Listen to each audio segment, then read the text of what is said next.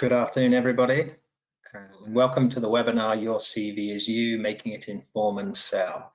Just to start, if you can't see me or you're having issues with either audio or visual related things, could you please just pop a message in the chat box so that we can make sure that that's dealt with efficiently. Okay, so I'll just introduce myself.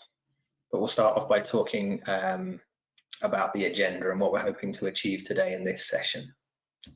So, by the end of this session, I hope that you'll be able to identify the different sections which make up a CV,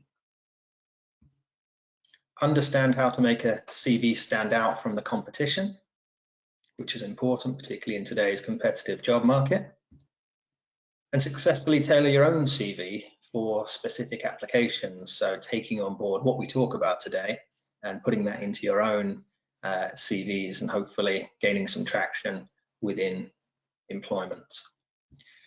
So a bit about me, why you should listen to me. Well, I'm a career coach at the University of East London. I'll tell you at the end a little bit about our services and what we offer, but I'm one of 6 career coaches, and I have an extensive background in careers. And extensive background in careers.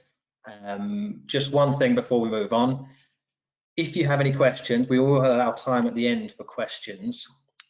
However, questions might pop up as we go along, so rather than just making a note of them, whatever, feel free again to use that chat box to raise whatever questions you may have, and we'll go back to those at the end and try and answer as many as possible.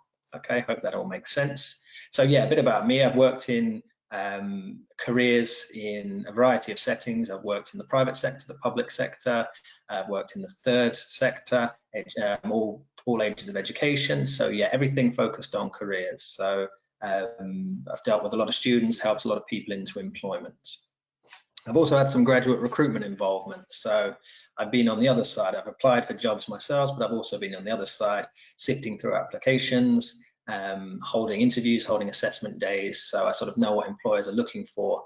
And, as part of that, I've sifted through thousands of CVs. I've seen countless numbers of CVs. So I've sort of got my own understanding of what I think makes a CV stand out. And what sort of hints and tips you can incorporate to make sure that yours is the best possible document. Whilst I might not have the expertise or the understanding of whatever industry you're interested in, I do find that CVs across the board, there tends to be common rules that can be followed. So I think this session today will appeal to anybody who's interested in going into a wide range of different industries. Okay, so just to give a little bit of context about CVs, and one other thing I will mention today is that CVs are different across the world. Okay, so we're largely going to be talking about UK practice, but again, a lot of that will be similarly across the globe. So just to start with, if we were to say on average, how many individuals would view an online job vacancy? Okay, so that might be 1,000 people, let's say. It might be more, it might be less, but for the purpose of this, let's say 1,000 people will get up one day, look on a job website and see a job advert. Makes sense, seems perfectly feasible. But you've got to think, of those 1,000, how many might actually submit their CV and submit a final application? Well, let's have a look. 200. Okay, so just by actually submitting your CV, you're down to the final 200. 800 are out the race. Okay, so whilst 1,000 looks like quite a daunting figure, not everybody's going to be applying for the job. So you're down to 200 regardless. Then what happens is those 200 CVs will go across to probably an HR professional or a recruitment manager, somebody who works in the HR profession, and they will sift through those 200 CVs, and they're going to choose a certain number to be passed through to the hiring manager. Okay, on average, we would say about 25.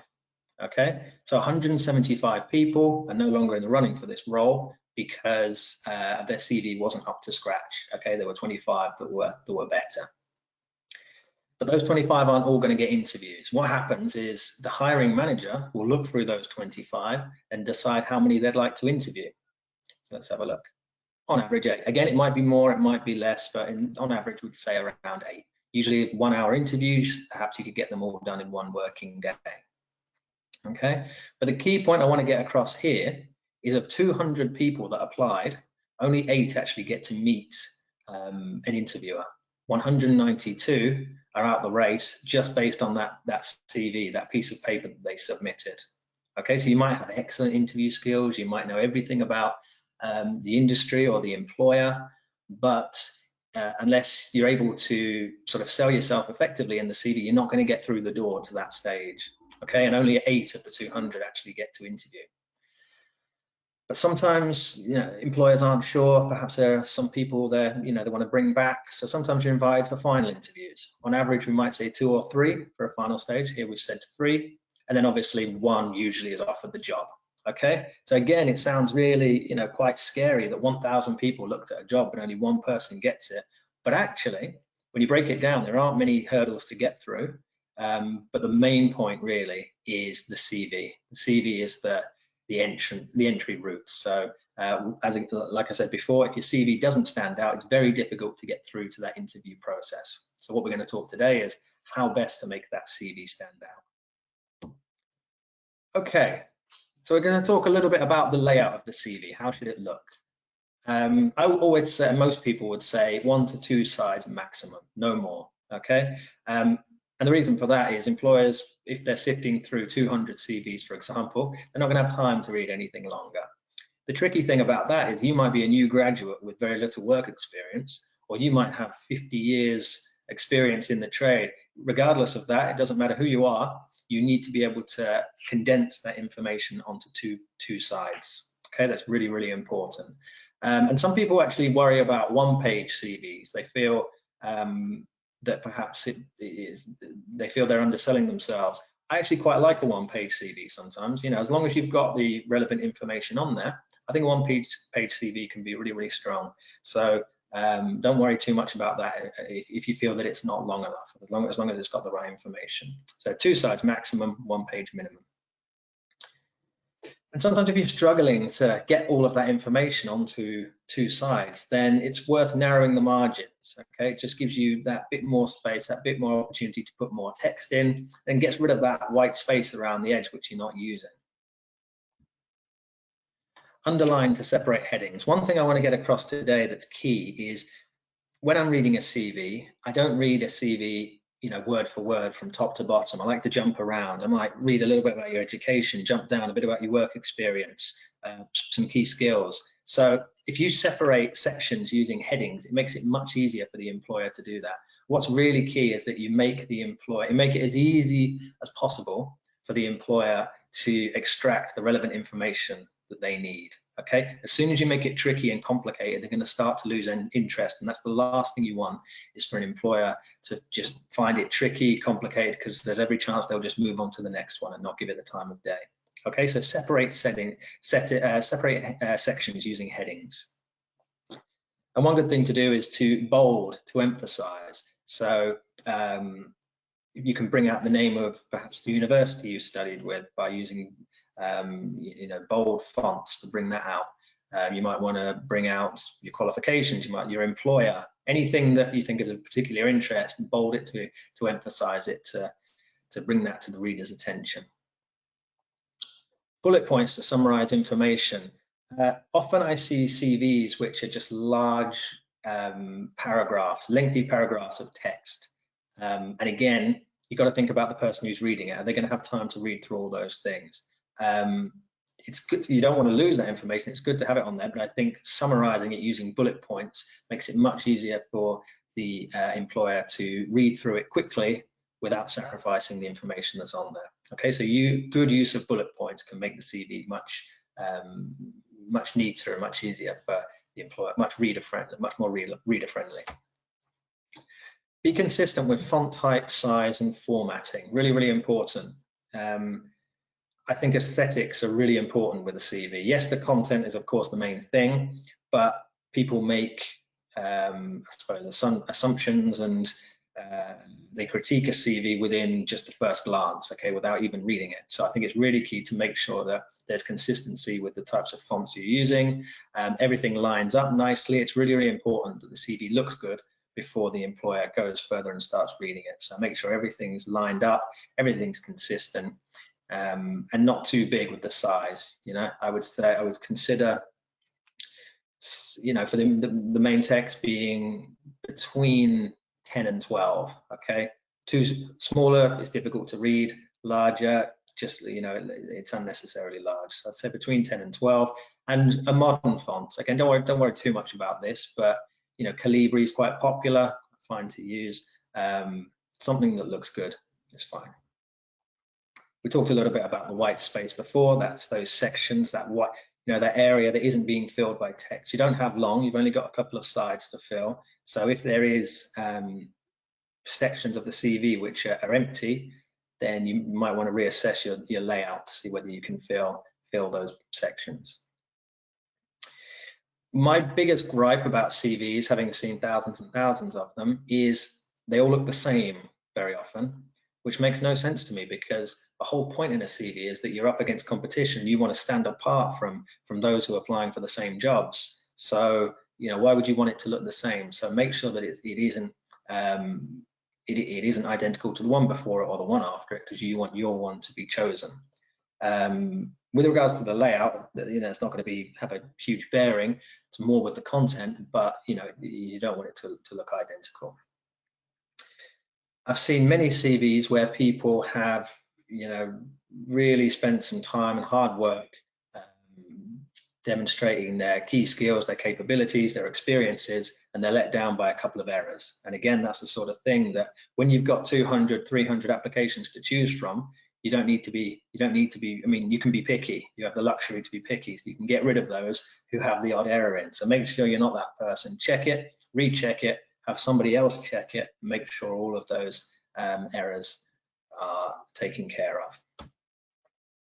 And include relevant language to SEO your document. So with the rise of sort of recruitment companies, online search engines and things like that, more often than not, recruiters and HR professionals are using Control F, which is search engine optimization. If you've got particular, I don't know, for example, let's say you're able to use a piece of software, okay, which an employer is looking for candidates in, then they'll use the search function to find, and your CV will hopefully come up. If say you can use Python, for example, if that's on your CV, then it will come up.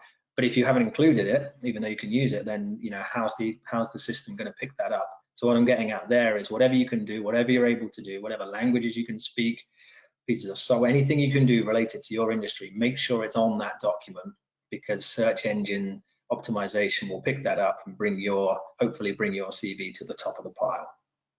Hope that all makes sense. And lastly, make sure your most important information is at the top. Yeah, I said before that you don't read it like a book top to bottom, but you're likely to start with the top. So make sure the things you really want to sell, the things you really want to get across to an employer are higher up, because they're the things that are more likely to be read. Okay, so that's a bit about the layout. Let's go now into the content. So what sections are there of a CV? Well, these are the ones that I could sort of come up with. Don't worry if your CV doesn't have all of these, okay, because mine doesn't. These are just the ones that I can think of that people often do include, okay? So we'll go through each of these and talk about what to include, but you'll see that professional memberships is written in red. The reason I've done that is because we're not going to really go into it in much detail. What I wanted to say was, if you are a member of a professional organization, then it's worth including it. For example, as a career coach within higher education, I'm a member of the Careers Development Institute, and I'm a member of AGCAS, which is a higher education careers institution. I include that on my CV because I think it looks good to employers who see that I'm part of a community of people who work in my industry, but there isn't much more to say than that. So if you are a part of some sort of you have professional membership with some sort of institution related to what you want to get into, it's worth including. Okay, so give this some context, rather than just talking sort of vaguely about CV, what I thought I'd do is we create a CV that's applying for this particular job. So you can see this job with Aviva, who are an insurance company. They're looking for a finance graduate in London. And there's a little bit about what they're looking for. And if you look at the 5 bullet points, they're the key sort of criteria that they want. They want someone who's passionate for finance, someone who's got good commercial acumen, someone who's got practical skills, will get a 2-1, and has advanced Excel skills. You don't have to have any interest in finance. You don't need to know anything about finance. That's not the point. But what I wanted to do was sort of provide some context to the CV that we're creating to show how you can tailor it towards particular roles. Okay. So this person whose CV we're going to create is going to be applying for that job. So what sort of information do we include at the top? Well, let's have a look. Often I see CVs which have curriculum vitae written at the top. That's unnecessary. We know it's a CV. Okay, the title, the thing at the top, the first thing I want to see is your name. Okay, so it should be your full name, ideally in bold to bring it out. We don't need Mr. We don't need Mrs. Don't even need, you know, qualifications usually or anything like that. Okay, it's just your full name. Address is something which divides people. For sort of data protection issues these days, it's not necessary to include your address. So if you don't want to include it, that's absolutely fine. Okay, some people might want to though, and the only reason I can really think of when they might want to is if you're living in London and you're applying for a job in London, quite close by, that can be one little selling point for you. One, you know, you're always looking for little wins when it comes to your CV. And if you're someone who lives relatively close by, well, be honest with you, that's something that some employers might value. Okay, so feel free to include it. It's not mandatory, but it's entirely up to you. What I would say is if you do include it, I wouldn't put your whole address. It's not necessary. They don't need to know your door number and the name of your streets. Okay, feel free to just put London. Okay, or London E15 or wherever it is you're living. But full details not necessary. But feel free to include it if you want. Mobile phone number. Obviously, that's essential these days. I would avoid using a landline or including a landline. I'd just include your mobile. I think most job seekers are expected to have a mobile these days, so just put that down. One question I often get asked is by international students about their, you know, if they don't have a UK number, that's fine, but obviously just include the relevant dialing code. And where possible, do use a UK number though. But just one number is always best to avoid confusion. Email addresses, really key. A professional email address is necessary. If you don't have a professional sounding email address, so what I mean by that is your name at Gmail, at Yahoo, whatever, then set one up. It takes minutes to do on Gmail. And then sometimes it can be good to have a separate professional or careers related email address. You only get things related to careers, but it's entirely up to you. You don't have to. But include it, make sure it's professional sounding. And what I like to do is hyperlink it. So at the end of it, you press enter, it will go bright blue and underlined, and an employer can then click on that and it will open up an email. So it's an easy way for them to contact you. Okay, for those of you who have LinkedIn, again, you can feel free to include your LinkedIn address at the top of the CV. It's not mandatory. Again, it's entirely up to you. One thing about it is you're going to find quite similar information on your LinkedIn profile as here. So it's not something you have to do, but it's something that some people choose to do. So that's fine. What I said earlier about international CVs sometimes being different is my next point. Some things you can't include or are told to avoid or told not to include in the UK on a CV is your date of birth, your gender, your nationality, a photograph, your sexuality, anything like that. Anything that can be used as discrimination or can be discriminated against. Okay, and just for those purposes really. So anything like that, make sure you keep that off your CV because it's not necessary. All you really want to get across are your contact details and your name. Okay, so I know we've gone into a lot of detail with that, but I do find that some people get that wrong. So I think it's key to show. And this person, Cameron, who's applying for the job with Aviva, he's just put his name, you know, an overview of where he lives, his mobile number, and a hyperlinked professional email address. Good. Moving on, we have personal profile. And I think this is the section that is most misunderstood on CVs. And from what I see, what I like to see in a personal profile, it's the one that best way to say it is isn't constructed correctly in my point of view. Okay, so thinking about this, what do you want to get across in this section? Well, the problems I see usually, some people's personal profiles are way too long. Some people don't have them at all. But most people, and I'd say a good 70–80% of CVs that I see, they're not authentic. They're not about the person, okay? They could be written about anyone, okay? They're really general. They say things like, a hardworking individual who works well in a team and as an individual, that sort of thing, you know, excellent communication skills. Fine, these things are all fine, but everybody else can say that. And what I've been saying throughout this is you want to make sure that your CV is better or worse, better than the person before and the person after you, okay? So why would you say something that's quite general and generic? It needs to be about you. One point on the personal profile is it's often suggested to write it in third person. So rather than saying, I am this, I am that, it's as if it's an advert. Somebody writes it about you. So you'd say, an MBA student at the University of East London. Okay, it's entirely up to you whether you do that. Again, it's not it's not black or white. There's no rules on that. But some people think it can sound more sort of salesy. My CV is written in the third person, so again, it's your call really. But I just think rather than doing a shopping list, including a shopping list of skills and qualities that don't really mean anything, be more specific. Yes, so summarize who you are and what you've done, what you bring to the role, so what sort of qualities.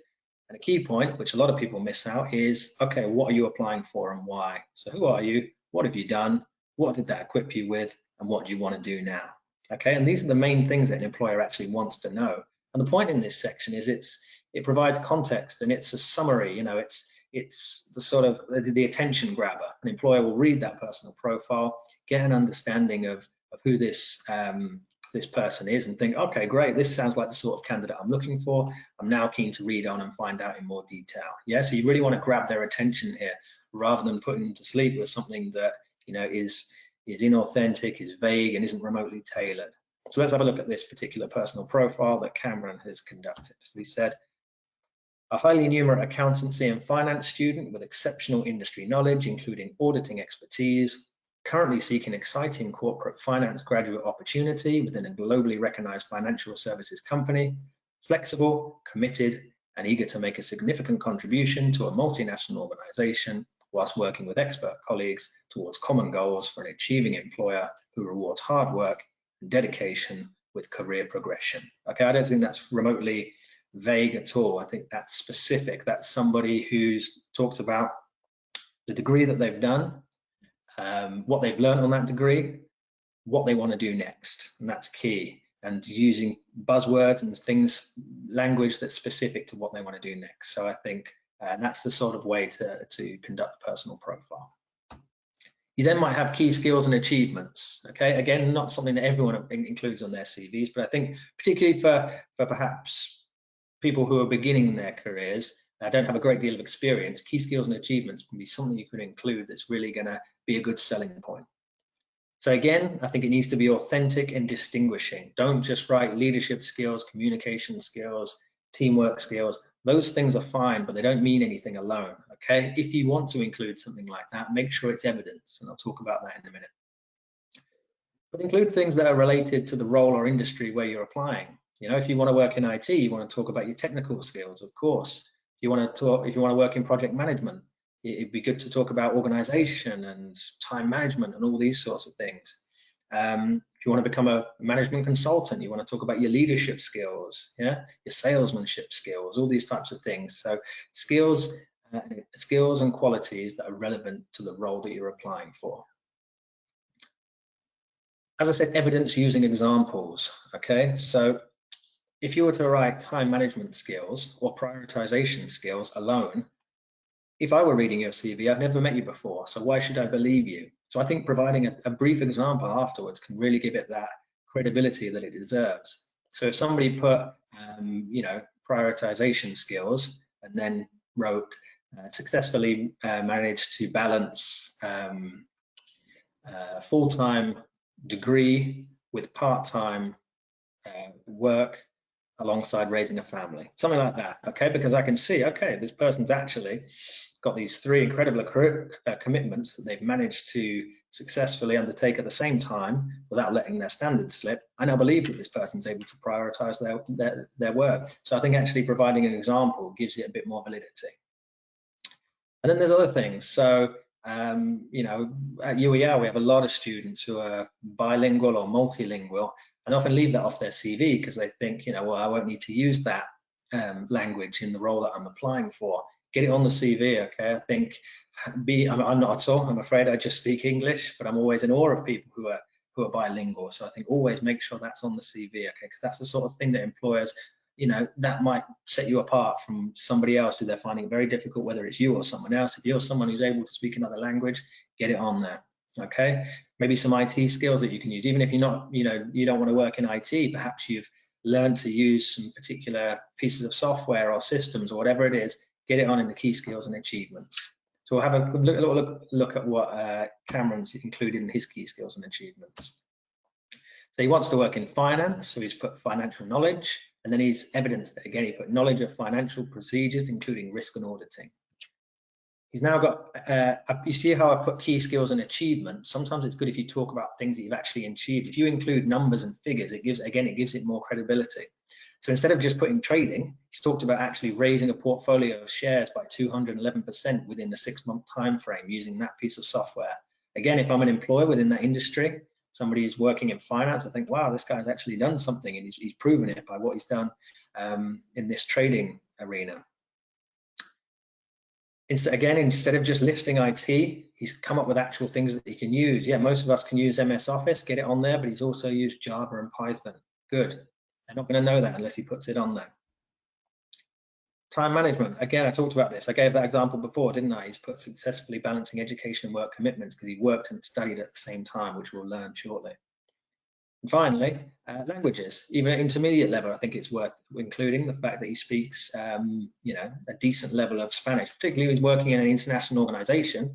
Perhaps there might be a point where he comes into contact with somebody who doesn't speak any English at all, and they can maybe communicate through broken Spanish. So yeah, get it on there where possible, because like I say, employers won't know unless you tell them. So people often ask me, what comes first, education or employment? My view is whichever's strongest. Okay, so like I said before, if you've you know, got a really strong educational background, but you've never worked before, yeah, you want to start with your education. Perhaps you've got really strong, extensive employment background, but you've didn't do particularly well at school, probably start with your employment. So whichever one's strongest is the best one to start with. So what you want to do is you want to go in reverse chronological order. So you start with the most recent and you work backwards. The reason for that is because the most recent is most likely to be the most relevant. It's going to be the strongest, the highest up usually, and that's what you want the employers to be reading first. So yeah, reverse chronological order. And the sorts of information to include, you want to talk about where you studied, you want to talk about when you studied, what you studied, but I often think don't just stop there. The amount of times I see people who write UEL 2020 and that's it. And they might say their degree, they'll say, you know, BSc philosophy, sorry, BSc psychology. Fine. But I just think that's something you put a lot of effort in, you know, 3 years of your time, hard work, stressful nights, all this sort of thing, and then you summarize it in 4 or 5 words. I think, you know, be proud of it and sell it and talk about what you gained. So people say, okay, well, what do I put in there? You could include some modules. Perhaps there's some particularly relevant modules that you undertook, which you'd like to bring to the employer's attention. Perhaps you did a dissertation, put in the title of the dissertation. I find that's often quite good as a conversation starter at interviews. I've held interviews before where I've seen someone's title of their dissertation that looked quite interesting. And I just, you know, break off the normal questions I'd ask and say, oh, can you tell me a bit more about that dissertation that you wrote? It's much more interesting. So include things that, you know, like, you know, interviewing candidates can be quite a monotonous task. So if you can include something that's going to be of interest to the employer, it's going to make them, you know, enjoy it more and perhaps think more favorably about you as a candidate. So yeah, include those things where possible. You might want to talk about some projects you worked on, anything like that. So obviously you start with your education, with your degree, but you might want to talk about schools or colleges that you've attended, or even additional training. Some people might have done an additional project management course, or somebody might have done health and safety at work, or anything related to that. If it's relevant, if an employer is going to be interested in it, then get it on there. So Cameron, studying accounting and finance, and he's just included a list of the modules that he's done, because again, that might be a good conversation topic if he's invited to interview. Okay, so that's the education. Now we'll look at the employment. So again, you're going to start with the most recent and work backwards. We want to know what your job title was or is, the name of the employer, where it was, the dates, and the duties. And I think it's key to put that in full sentences, okay? If you can't really remember or put it into words, you can look at job descriptions online, and they'll give you a comprehensive sort of list of duties that role entails. Okay, and I think putting at least 4 in, using bullet points, and demonstrating transferable skills is key, and I'm going to talk about that in a second. And include all relevant roles within reason. What I mean by that is, perhaps if a lot of students we work with supplement their income by working in hospitality or retail part-time, because it works well around their studies, okay? And as we'll see, that's what Cameron does. But if you've had 6 or 7 different retail roles and they're quite similar, that's going to take up a lot of space on your CV, if they're all pretty much the same. So you might want to just include the most recent.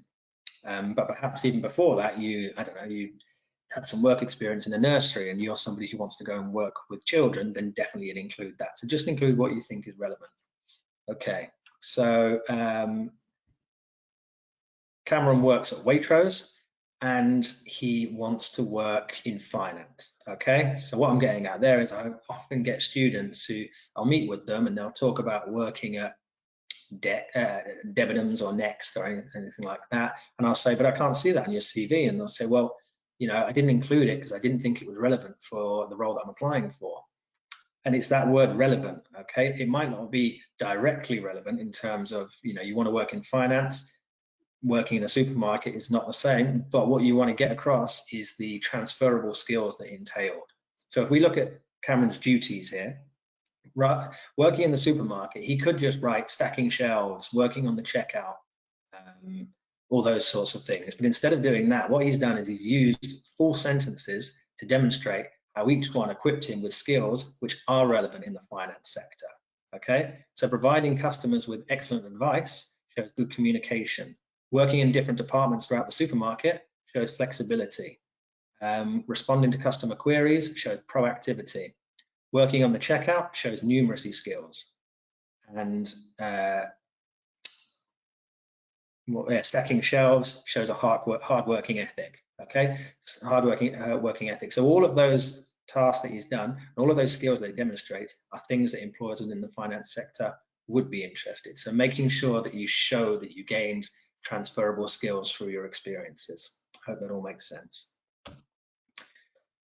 And again, something else that people fail to do on their CVs is they often don't include volunteering experience, which I think is a huge mistake. Okay, just because you didn't get paid for it doesn't mean it's any less worthwhile. Okay, so if you've done something that's relevant, get it on there. Include it if it's going to add to your application.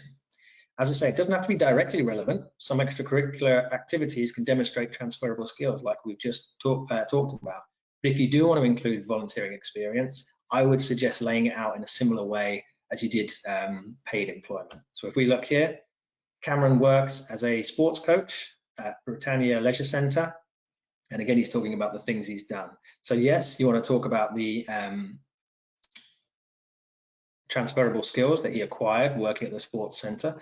But also, I just think beyond that, if I'm an employer and I'm looking for a good candidate, I want to know that this is someone who's a decent human being and someone who gives up his time to teach kids sport at Britannia Leisure Centre. I think that's the sort of person I'd be interested in bringing on board. Okay, so it's not just about what you've studied, where you've worked professionally and it being related to finance. They're looking at candidates as the whole package, what they've got to offer. Okay, so don't undersell your volunteering experience.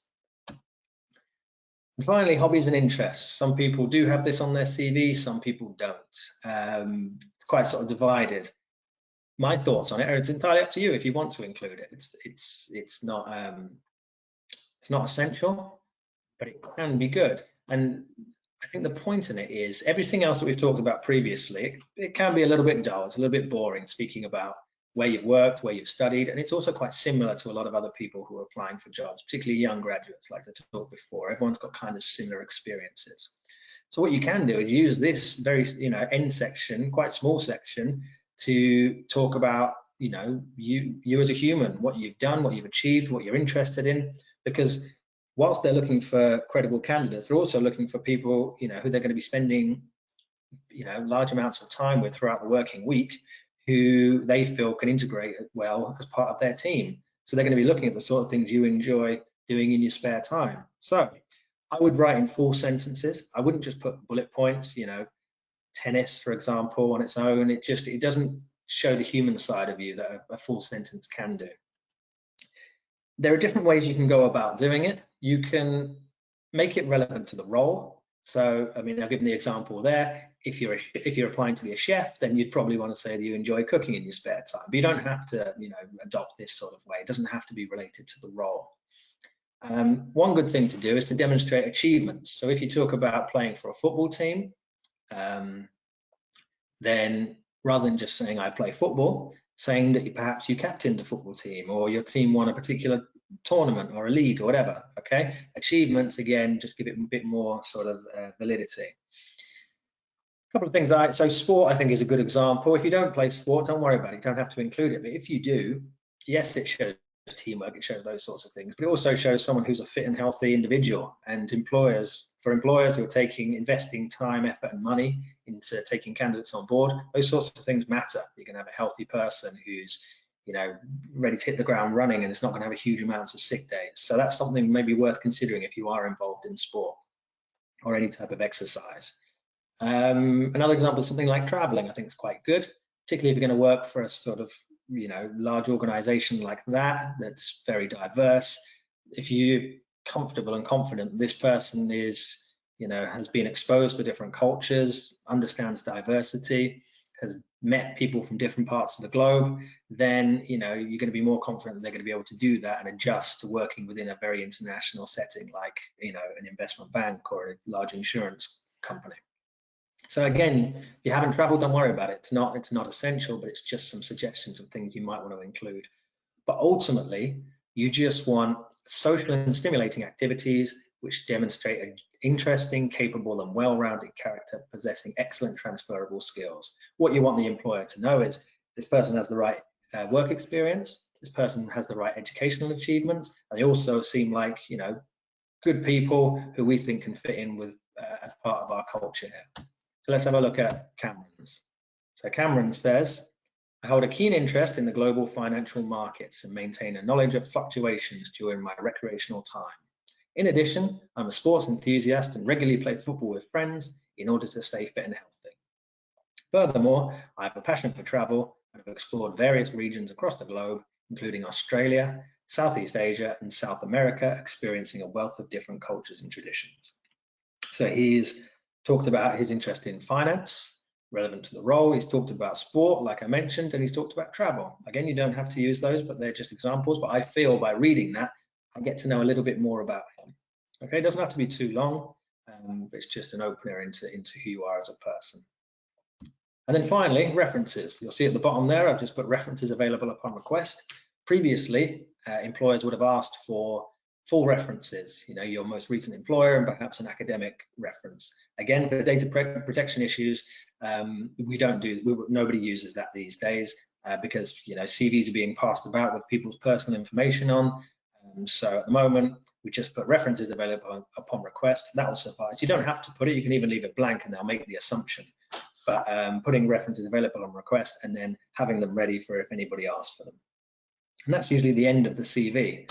So let's have a look what this one looks like. Again, I don't think it's anything groundbreaking or out of the ordinary, but what it is exactly what I want in a CV. It's very consistent in how it looks. I think it's very neat. It's very structured. I like the use of those lines that go across because it makes it very easy to navigate and hop around and extract the relevant information. Good use of bold. It's a Calibri, so it's a modern text. I would be fairly confident that I could read through that CV within a short period of time, get all the right information I want, and put it into the yes pile. Okay, so it's that sort of format I think you should be looking for when it comes to a CV. So just quickly talk about the careers team at UEL.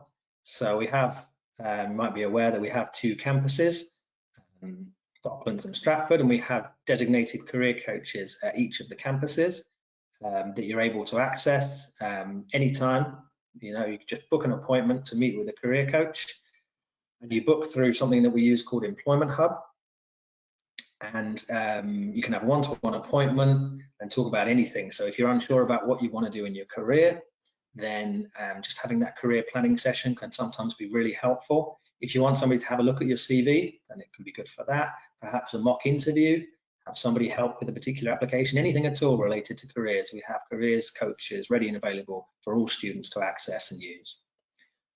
But, you know, sometimes people are, you know, having to work distantly, like at the moment, or we are doing distant sessions, but also just what we have is a 24/7 online careers platform called UEL Careers Centre, and that can be really, really helpful as a first port of call, perhaps before you get in touch with a career coach. And it comes with a number of different tools, and I'm just going to show you one quickly now. So one of them, if you don't have, and this is related to CVs, so if you don't have a CV at all, they have a CV builder. So this Cameron here, you can see he's just filling in. So what you do is you go on the CV builder and you just fill in the blanks. Okay, so they'll ask for all the relevant information. You fill it all in, and at the end, it will compile all that information and put it into a document, which is your new CV. Okay, it is relatively, it's very straightforward. It's relatively basic CV, but from then you can build on it using something called CV 360 here. And this is a really, really advanced tool, which I've been very impressed with. So you upload your CV on CV 360, and the computer generates its own assessment. So it gives you a percentage, and it actually says 7 things that you've failed here. So 49 of the things that they look for, so there are 56 things overall they look for, 49 have been passed, but 7 have failed. So an example you can see here is they think that Cameron's CV is slightly short, it's 373 words. Again, if you don't agree with that, then you can just dismiss it, but it's really helpful to have that constant feedback on your CV whenever you want it at the click of a button. Okay, so I hope I've managed to sort of answer everything with regards to CVs today. I hope you've enjoyed the session, and we'll now put some time aside to answer any questions that you might have. So feel free to ask anything.